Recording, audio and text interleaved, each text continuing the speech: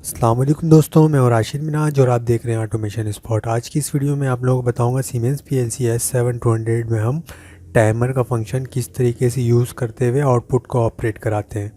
तो इसमें तीन टाइप्स के टाइमर हम यूज़ कर सकते हैं जो कि नॉर्मली हमारे लॉजिक्स में यूज़ होते हैं।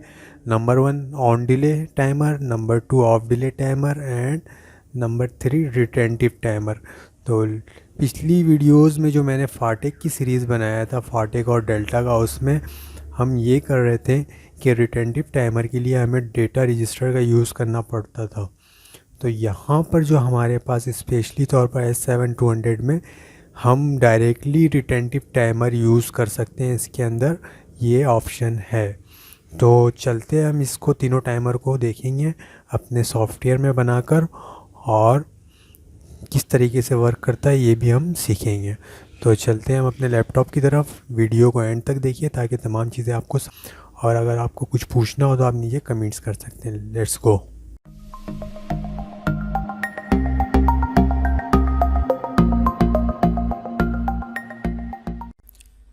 सब्सक्राइब करें ऑटोमेशन स्पॉट को और सब्सक्राइब करने के बाद बेल आइकन को प्रेस करें।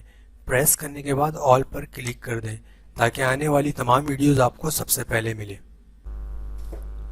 दोस्तों, तो हम अपने लैपटॉप की स्क्रीन में आ चुके हैं और स्टेप 7 माइक्रोविन सॉफ्टवेयर भी ओपन है हमारे पास और कुछ लॉजिक्स भी मैं ऑलरेडी बना के रखा हूँ ताकि हमारा टाइम ज़ाया ना हो वीडियो में। तो सबसे पहले मैंने बनाया हुआ यहाँ पर ऑन डिले टाइमर। तीन टाइप्स के टाइमर होते हैं इसमें, timer on delay, timer on retentive and timer of delay. तो यहाँ पर सबसे पहले I0.0 एक इनपुट लिया है मैंने, जिसमें से T50 को टाइमर को यूज़ करते हुए T50 से Q0.10 को ऑन कराया है। ऑन डिले टाइमर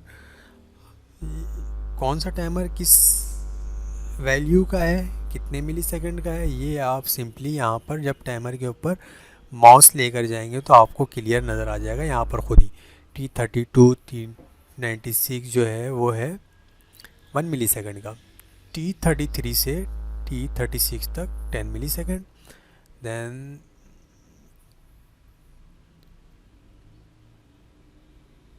T37 से T63 तक 100 मिली सेकेंड। तो यहाँ पर मैंने 100 मिली सेकेंड डाला है यहाँ पर, ठीक है।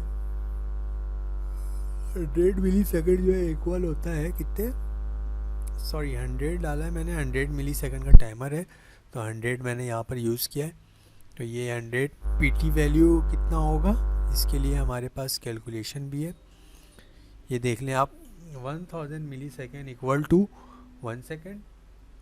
100 मिली सेकेंड हमने यूज़ किया वहाँ पर अपने पास, तो टाइमर हमारे पास 100 मिली सेकेंड का है तो हम टाइमर को डिवाइड कर देंगे 1000 मिली सेकेंड से, तो हमारे पास सेकेंड की वैल्यू हो जाएगी। तो हमारे पास PT वैल्यू कितना है, 100 है,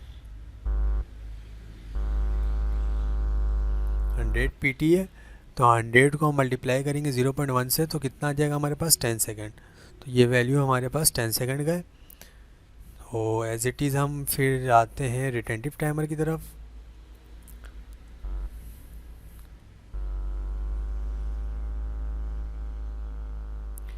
इसमें भी मैंने एज इट इज़ जो है टाइमर के ऊपर रखेंगे तो आपको समझ में आ जाएगा कौन सा रिटेंटिव टाइमर किस मिली सेकेंड का है।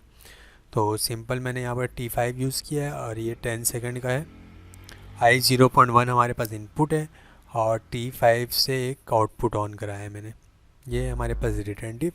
अब आ जाते हैं ऑफ डिले, तीसरे नंबर पे मैंने यूज़ किया है। और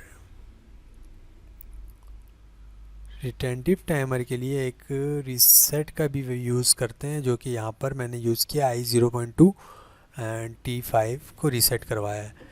यानी रिटेंटिव टाइमर जब ऑन होता है तो वो अपनी वैल्यू को छोड़ता नहीं है, वो स्टेबल रहता है। यानी कि जैसे आपने टाइमर दिया 10 सेकंड का और 5 सेकंड में आपका PLC ऑफ हो जाता है या पावर चले जाता है, कोई भी इशू हो जाता है, तो ये टाइमर अपने जिस जगह में रुका होगा वहीं से स्टार्ट होगा, ये वैल्यू को ज़ीरो नहीं करेगा, इसको कहते हैं रिटेंटिव।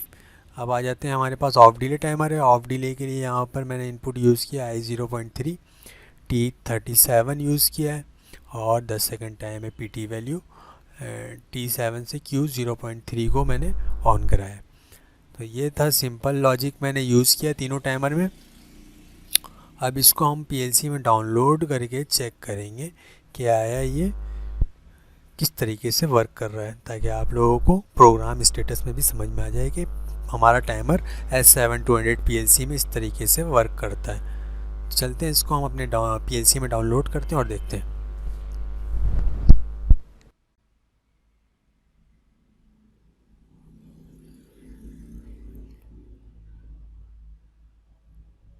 तो डाउनलोड करते हैं, डाउनलोड पे क्लिक किया हमने और न्यू विंडो ओपन होगा। यहाँ पर भी डाउनलोड पे क्लिक कर दें और do you want to play stop PLC, yes. जैसे ही पूरा डाउनलोड हो जाएगा फिर अगेन एक मैसेज आएगा कि पीएलसी को रन पे लाना चाहते हैं, यस। ये पूरे प्रोग्राम को हमने डाउनलोड कर लिया। अब अपने इनपुट को चेक करेंगे हम कि प्रोग्राम स्टेटस के ज़रिए। ये देखें, जैसे ही मैं I0.0 को सिग्नल दूंगा ये टाइमर स्टार्ट हो जाएगा हमारा। टाइमर स्टार्ट हो गया है। सिग्नल ऑफ करेंगे तो टाइमर रीसेट हो जाएगा। अभी देखें, सिग्नल मैं ऑफ करूंगा, टाइमर रीसेट हो गया। अब मैं इसको सिग्नल देकर रखता हूँ ताकि हमारा आउटपुट ऑन हो 10 सेकंड के बाद। ये स्टार्ट हो गया हमारा आउटपुट 10 सेकंड के बाद। नेक्स्ट हमारे पास है रिटेंटिव टाइमर, उसको अब हम चेक करते हैं।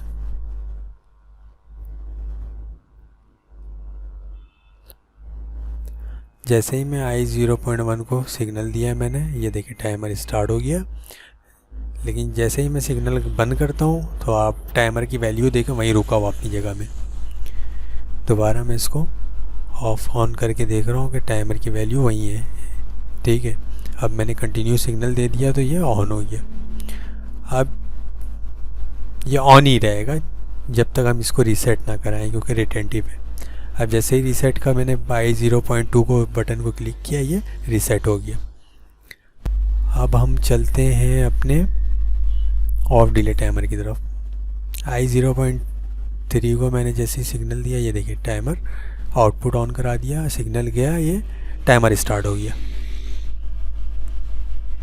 10 सेकंड के बाद ये आउटपुट को बंद कर देगा।